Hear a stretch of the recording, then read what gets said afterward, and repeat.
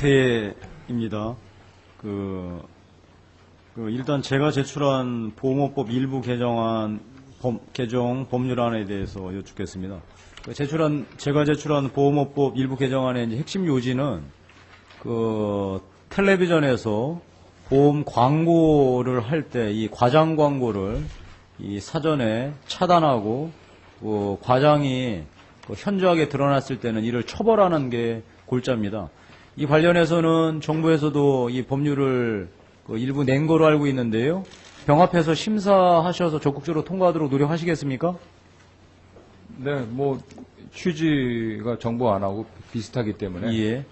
하여튼 지난번에 제가 금감원에 이 국정 감사할 때 이 내용을 이제 실제로 광고 내용을 들여다보면서 그 문제점을 파악했는데요.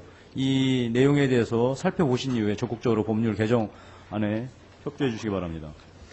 그리고 마찬가지로 전화 금융 사기 등 피해금 환급에 관한 특별 법안을 제출했는데요. 이것은 우리 민주당의 박선숙 의원님이 작년에 제출하신 안과 병합해서 제가 법안을 제출한 겁니다. 오늘 사실 금감원 관계자에게 제가 여쭤봐야 되는데, 아시다시피 이 보이스피싱으로 돈이 빠져나가지도 못한 채 그냥 은행 잔고에 남아있는 돈이 올해 9월 현재 140여억 원에 달하고 있습니다. 그 내용 알고 계시죠?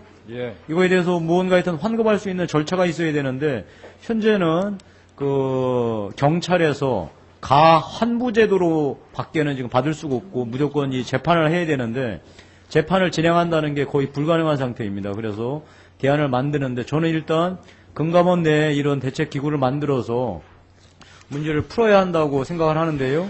이에 대해서 금융감독원에서는 긍정적인 입장인데, 우리 금융위원회에서는 어떤 입장을 갖고 계신가요? 그러니까 감독원에서 의원님 지적하신 이러한 피해 방지를 위한 어떤 그것을 해야 되는 거에 대해서는 저희도 원칙적으로 다른 의견은 없습니다. 근데 다만 이제 의원님께서 내신 법안의 지급정지라든지 채권 소멸 이런 예. 제도적인 부분에 대해서는 저희가 법률적인 자문을 조금 여기저기 구해보니까 조금 이론들이 많아서 이것은 소위에서 한번 충분히 말씀을 올리겠습니다.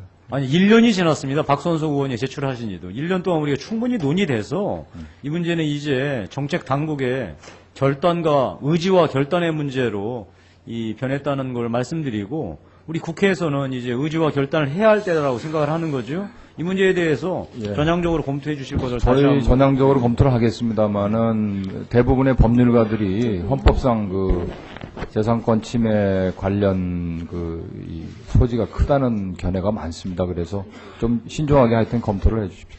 그러니까 제가 말씀드린 거는 그런 헌법상의 충돌 내지 법률상의 충돌은 국회도 충분히 다룰 테니까요. 정책 당국에서는 의지를 표명해 달라는 겁니다. 지금 이제 이걸 알겠습니다. 법률 문제로 정책 당국에서 얘기하실 문제는 아니죠. 네, 알겠습니다.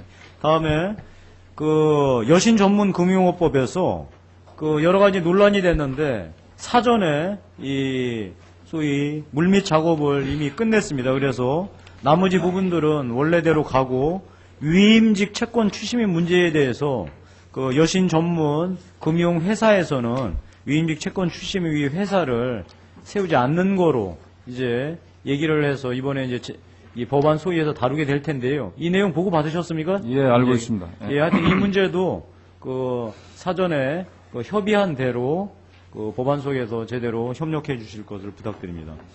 또 하나, 제가 오늘 이 문제 제기를 하면은 제가 쉬어보니까 9번째입니다.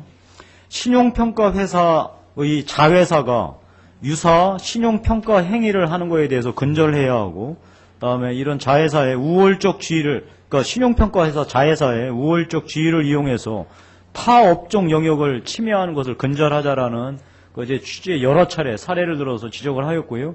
이에 대해서 지금 금융위에서 용역을 하고 있죠? 예. 이걸 11월 말에까지 다 하시겠다고 얘기했는데 지금 이제 얼마 남지 않았습니다. 마무리가 됩니까? 제가 이 법안을 지금 아직 내지 않고 있는데, 제가 정부하고 보조를 맞추기 위해서 내지 않고 있습니다. 네, 11월 말까지 나옵니다. 예, 그리고 11월 말까지 나오면 바로 그거에 토대로 해서 정부하고 협의해서 제가 법안을 제출할 예정이거든요. 네, 알겠습니다. 이에 대해서 적극적으로 협조해 주시기 바랍니다. 그리고 하나 더 제가 여쭙겠습니다. 이 법안 문제는 아닌데요.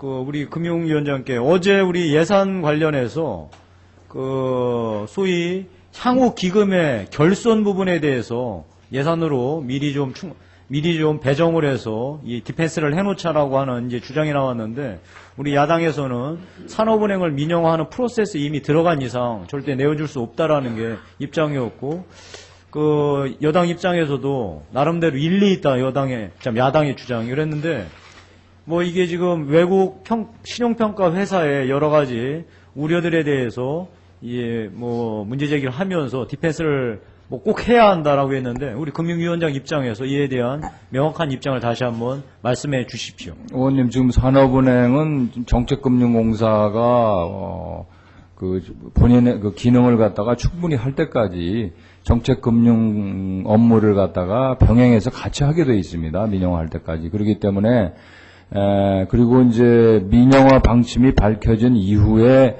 특히 외국의 신용평가 기관 같은 데서 이 산업은행의 여러 가지 그런 문제를 지적하고 있기 때문에 이번에 문제되는 그 부분은 이제 정부가 정책금융으로 이제 맡긴 부분이기 때문에 그런 부분에서 발생할 수 있는 손실 같은 것은 어느 정도 보전을 해주는 쪽으로 가는 것이 산업은행 민영화에도 굉장히 바람직한 그런 영향을 미치기 때문에 그렇게 해주시면 고맙겠습니다. 네, 예. 그래서 무디스의 소위 이 사태에 대한 우려에 대해서 정부의 입장을 발표하셨고, 그 입장 때문에 매우 이 액수가 400억밖에 되지 않지만 정부로서는 반드시 필요한 액수다라고 주장을 하셨는데, 그 내용을 말씀해 주시면은 적절하게 해명이 되지 않겠습니까? 예. 그러니까 사는 지주에 대한 무디스의 우려는 뭐였습니까? 무디스의 우려는 이제 산업은행이 정책금융업무를 계속 할 경우에는 재무건전성에 문제가 생기고 한국 금융 시스템의 불안정성을 야기할 수 있다, 이렇게 평가를 했습니다.